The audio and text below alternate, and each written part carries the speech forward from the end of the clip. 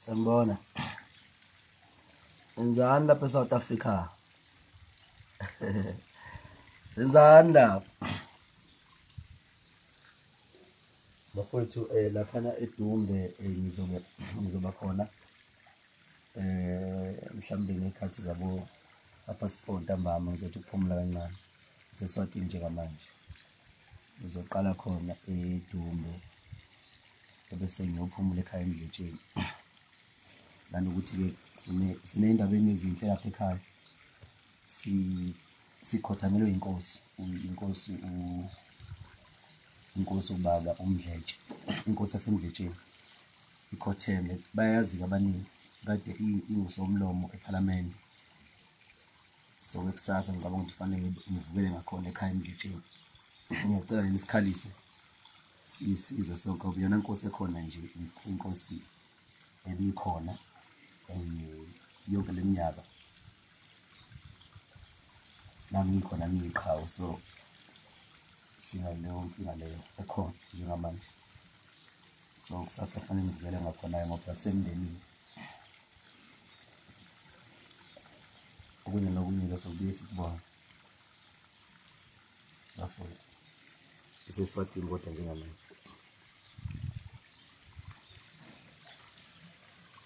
Enjoy nansi imvelo.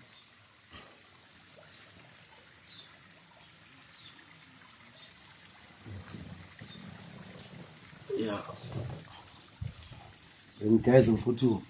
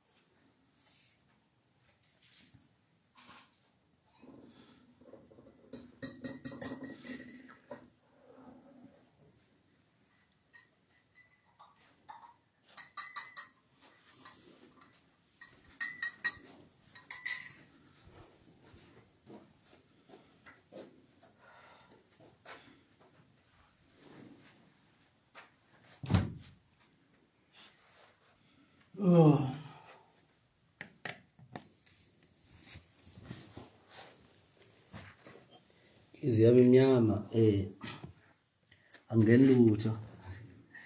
Angingeni lutho. Sebenze kakhulu izolo. Amagigi awu-4 onke. Kodwa ngenhlanhla kwaKhavila u3. Lena yakanongoma vele ngixolisile bafowethu. Lena bilapha nebihlelo ngosisi ubingelele. Ngicela ningixolele emphakathini wakanongoma.